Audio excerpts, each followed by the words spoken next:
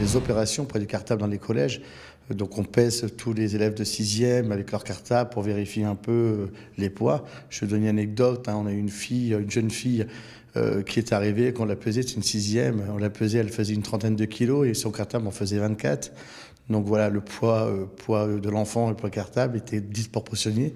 Tout simplement parce que les enfants sont en panique, ils ont peur de tout oublier. C'est peut-être dû au changement entre l'école primaire et le collège, mais pas que, parce que maintenant, dans les écoles primaires, avec les baisses drastiques des moyens alloués aux écoles par les communes, dues à des baisses de dotation de l'État envers les communes, mais ils ne payent plus les fournitures qui étaient mises dans les classes et mises à disposition des élèves.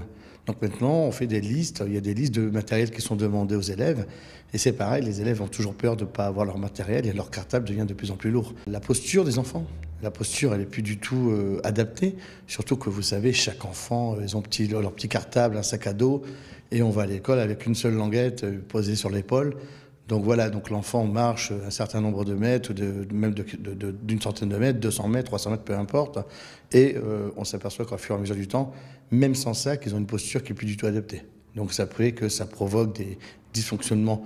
On va vraiment parler des vertèbres, du dos, du positionnement sur les chaises. Enfin voilà, donc ça donne des gros problématiques médicales. C'est déjà avoir au minimum deux livres. Un qui reste dans l'établissement et un qui reste à la domicile pour que les travaux se font. Parce qu'effectivement, il y a beaucoup d'endroits où on commence à parler du livre numérique. Oui, mais on a encore des familles qui n'ont pas la connexion Internet. Alors comment ils feront eux?